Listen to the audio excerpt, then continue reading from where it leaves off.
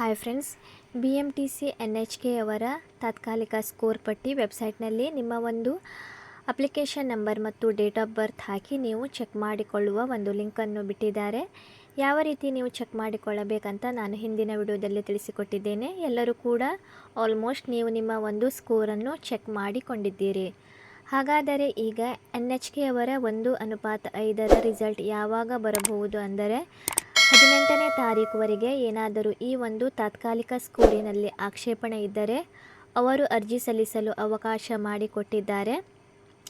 ಹಾಗಾದರೆ 18ನೇ ತಾರೀಕು ಆದ ಮೇಲೆ 19 ಅಥವಾ 20ನೇ ತಾರೀಕಿನ ಒಳಗೆ 1:5 ಒಂದು ಮೆರಿಟ್ ಪಟ್ಟಿಯನ್ನು ವೆಬ್ಸೈಟ್ನಲ್ಲಿ ಬಿಡುಗಡೆ ಮಾಡಬಹುದು.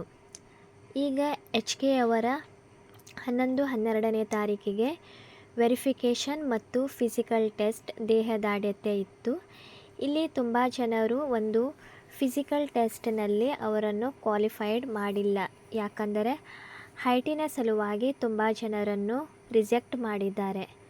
ಹಾಗಾದರೆ ಈಗ ವೆರಿಫಿಕೇಷನ್ ಇನ್ನೊಂದು ಸಲ ಮಾಡುತ್ತಾರೆ ಅಂತ ತುಂಬ ಜನರು ಕಮೆಂಟ್ ಮಾಡಿ ಕೇಳುತ್ತಾ ಇದ್ದಾರೆ. ನನಗೆ ತಿಳಿದ ಮಟ್ಟಿಗೆ, ಯಾಕಂದರೆ KSRTC DCMC ಅವರ ಮತ್ತು NW ಅವರ ಒಂದು ಡ್ರೈವರ್ ಮತ್ತು ಕಂಡಕ್ಟರ್ ಹುದ್ದೆಯ ಒಂದು ವೆರಿಫಿಕೇಷನ್ನಲ್ಲಿ ಯಾವ ರೀತಿ ನಡೆಯುತ್ತಾ ಅಂತ ನಿಮಗೆ ಮಾಹಿತಿಯನ್ನು ನಾನು ನೀಡುತ್ತೇನೆ. ಅದರ ಆಧಾರದ ಮೇಲೆ ನಿಮ್ಮ ಒಂದು ವೆರಿಫಿಕೇಷನ್ ಮತ್ತು ಫಿಸಿಕಲ್ ಟೆಸ್ಟ್ ಇನ್ನೊಂದು ಸಲ ಮಾಡುತ್ತಾರೆ ಅಥವಾ ಇಲ್ಲ ಎಂದು ಕೂಡ ತಿಳಿಸಿಕೊಡುತ್ತೇನೆ. ನೋಡಿ ಫ್ರೆಂಡ್ಸ್, KSRTCನಲ್ಲಿ ಡ್ರೈವರ್ ಕಮ್ ಕಂಡಕ್ಟರ್ ಜಾಬಿಗೆ ಅಲ್ಲಿಯೂ ಕೂಡ ವೆರಿಫಿಕೇಷನ್ ಆಲ್ರೆಡಿ ಮುಗಿದಿದೆ. ಈಗ ಅವರು ಟ್ರ್ಯಾಕ್ ಟೆಸ್ಟ್ ಕೂಡ 18ನೇ ತಾರೀಕಿನಿಂದ ಸ್ಟಾರ್ಟ್ ಆಗುತ್ತಿದೆ. ಸೊ ಅವರ ಒಂದು ವೆರಿಫಿಕೇಷನ್ ಯಾವ ರೀತಿ ನಡೆದಿದೆ ಅಂದರೆ, ತುಂಬ ಜನರು KSRTCನಲ್ಲಿ ಕೂಡ ಅಪ್ಲೈ ಮಾಡಿದರು ಮತ್ತು NWನಲ್ಲಿ ಕೂಡ ಅಪ್ಲೈ ಮಾಡಿದರು. ಸೊ ತುಂಬ ಜನರು NW KRTCನಲ್ಲಿ ಅವರು ಹೈಟಿನಲ್ಲಿ ಅವರಿಗೆ ಸೆಲೆಕ್ಟ್ ಮಾಡಿದರು. ಬಟ್ KSRTCನಲ್ಲಿ ಹೈಟಿನ ಒಂದು ವೆರಿಫಿಕೇಷನ್ ನಡೆಸುವಾಗ ಅವರನ್ನು ಅಲ್ಲಿ ರಿಜೆಕ್ಟ್ ಮಾಡಿದರು. ಆಗ ಅವರು ಇಲಾಖೆಗೆ ಅವರು ಒಂದು ಆಕ್ಷೇಪಣೆಯನ್ನು ಅವರು ಸಲ್ಲಿಸಿದರು. ಯಾವುದೇ ರೀತಿಯಿಂದ ವೆರಿಫಿಕೇಷನ್ ಆದ ಮೇಲೆ ಆಕ್ಷೇಪಣೆ ಸಲ್ಲಿಸಲು ಅವಕಾಶ ಮಾಡಿಕೊಡುವುದಿಲ್ಲ. ಬಟ್ ಅವರು ತುಂಬ ಜನರು ಸೇರಿಸಿ ಅವರು ಆಕ್ಷೇಪಣೆಯನ್ನು ಸಲ್ಲಿಸಿದರು. ನಮ್ಮ ಒಂದು ಹೈಟ್ NWನಲ್ಲಿ ನಮಗೆ ಸೆಲೆಕ್ಟ್ ಮಾಡಿದ್ದಾರೆ, ಬಟ್ ನಮಗೆ KSRTCನಲ್ಲಿ ರಿಜೆಕ್ಟ್ ಮಾಡಿದ್ದಾರೆ. ತಾವು ದಯಮಾಡಿ ಇನ್ನೊಂದು ಸಲ ನಮ್ಮ ಒಂದು ಫಿಸಿಕಲ್ ಟೆಸ್ಟ್ ಮಾಡಬೇಕಾಗಿ ಅವರು ಯಾವುದು KSRTC ಅವರಿಗೆ ಆಕ್ಷೇಪಣಾ ಪತ್ರವನ್ನು ಅವರು ಸಲ್ಲಿಸಿದರು. ಸೊ ಫ್ರೆಂಡ್ಸ್, ನಾನು ಏನು ಹೇಳುವುದೆಂದರೆ, ತುಂಬ ಜನರು ನನಗೆ ಕಮೆಂಟ್ ಮಾಡಿದರು. ಸೊ ನಾನು ಅವರಿಗೆ ಈ ಒಂದು ಮಾಹಿತಿ ಹೆಲ್ಪ್ ಆಗುತ್ತದೆ ಅಂತ ನಾನು ಈ ಒಂದು ವಿಡಿಯೋ ಮಾಡುತ್ತಾ ಇದ್ದೇನೆ. ನೀವು ಕೂಡ ನಿಮ್ಮ ಒಂದು ಇಲ್ಲಿ ಓನ್ಲಿ ಹೈಟ್ ಅಷ್ಟೇ ಇದೆ. ಅಲ್ಲಿ KSRTC ಮತ್ತು NW KRTCನಲ್ಲಿ ಹೈಟ್ ವೇಟ್ ಎರಡೂ ಕೂಡ ಇತ್ತು. ನೀವು ಒಂದು ಬೇರೆ ಎಲ್ಲಾದರೂ ಹೊರಗಡೆ ಹೋಗಿ ನಿಮ್ಮ ಒಂದು ಹೈಟನ್ನು ನೀವು ಚೆಕ್ ಮಾಡಿಕೊಳ್ಳಿ.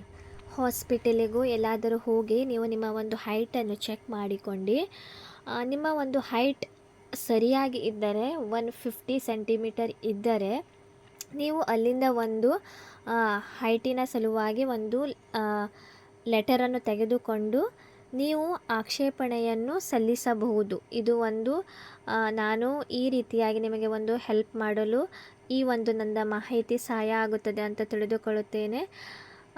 ಸೊ ನೋಡಿ, ನೀವು ಟ್ರೈ ಮಾಡಿ.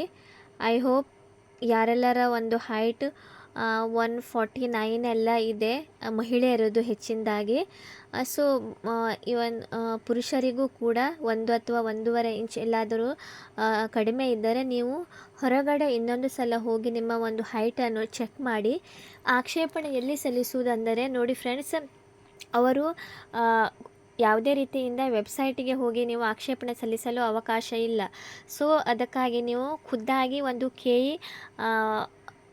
ಒಂದು ಕಚೇರಿಗೆ ಖುದ್ದಾಗಿ ವಿಸಿಟ್ ಆಗಿ, ಅಥವಾ ನೀವು ಒಂದು ಹೊರಗಡೆ ಹೈಟ್ ಎಲ್ಲಾದರೂ ಚೆಕ್ ಮಾಡಿದರೆ ಆ ಪ್ರಮಾಣ ಪತ್ರ ಮತ್ತು ನಿಮ್ಮ ಒಂದು ಯಾವುದು ವೆರಿಫಿಕೇಷನ್ ಆಗಿದೆಯಲ್ಲ ಅದನ್ನೆಲ್ಲ ನೀವು ಪೋಸ್ಟ್ ಮಾಡಿ ಅವರಿಗೆ ಅಂಚೆಯ ಮೂಲಕ ನೀವು ಅವರಿಗೆ ಸಲ್ಲಿಸಿ.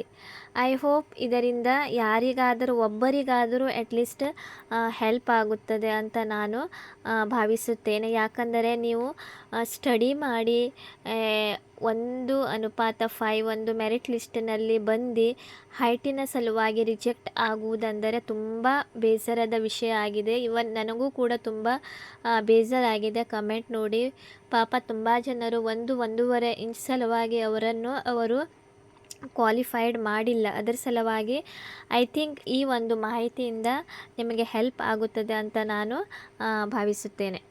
ನೋಡಿ ಫ್ರೆಂಡ್ಸ್, ಇವರ ಒಂದು ಹೈಟ್ 148.5 ಇದೆ. ಸೊ ಅದರ ಸಲುವಾಗಿ ಇಲ್ಲಿ ನೀವು ಕೆಳಗಡೆ ನೋಡಬಹುದು ನಾಟ್ ಕ್ವಾಲಿಫೈಡ್ ಅಂತ ಇದೆ. ಯಾಕಂದರೆ ಅಲ್ಲಿ ರೀಸನ್ ಕೂಡ ಅವರು ಬರೆದಿದ್ದಾರೆ, ನಿರಾಕರಿಸಲು ಕಾರಣ ಹೈಟ್ ಲೆಸ್ ದೆನ್ 150 ಸೆಂಟಿಮೀಟರ್ ಅಂತ ಇದೆ. ಸೊ ನೋಡಿ 1.5 ಇಂಚ್ ಎಲ್ಲ ನೀವು ಸ್ವಲ್ಪ ಕಡಿಮೆ ಇದ್ದರೆ ನೋಡಿ ಇವರದ್ದು ನಾಟ್ ಕ್ವಾಲಿಫೈಡ್ ಅಂತ ಇದೆ. ಯಾಕಂದರೆ ನಿರಾಕರಿಸಲು ಕಾರಣ ಇವರ ಒಂದು ಹೈಟ್ 150 ಸೆಂಟಿಮೀಟರ್ಗಿಂತ ಕಡಿಮೆ ಇದೆ. ಸೊ ಅದರ ಸಲುವಾಗಿ ಫ್ರೆಂಡ್ಸ್ ನೋಡಿ, ನೀವು ಹೊರಗಡೆ ಒಂದು ಸಲ ಟ್ರೈ ಮಾಡಿ ನಿಮ್ಮ ಒಂದು ಹೈಟನ್ನು ನೋಡಿ. KSRTC ಮತ್ತು NWKRTCನಲ್ಲಿ ಅವರಿಗೆ ಇನ್ನೊಂದು ಸಲ ವೆರಿಫಿಕೇಷನ್ನಲ್ಲಿ ಏನಾದರೂ ದಾಖಲೆಯಲ್ಲಿ ಮಿಸ್ಟೇಕ್ ಇದ್ದರೆ ಅವರಿಗೆ ಇನ್ನೊಂದು ಸಲ ಅವಕಾಶ ಕೂಡ ಅವರು ನೀಡಿದರು. ಬಟ್ ನನಗೆ ಗೊತ್ತಿಲ್ಲ ಇವರು BMTCಯಲ್ಲಿ ನಿಮಗೆ ಇನ್ನೊಂದು ಅವಕಾಶ ನೀಡಿದ್ದಾರೋ ಅಥವಾ ಇಲ್ಲ ಅಂತ. ಯಾರಿಗಾದರೂ ನೀಡಿದರೆ ನೀವು ಕಮೆಂಟ್ನಲ್ಲಿ ಹಾಕಿ, ಇದು ಇನ್ನೊಬ್ಬರಿಗೂ ಕೂಡ ಹೆಲ್ಪ್ ಆಗುತ್ತದೆ.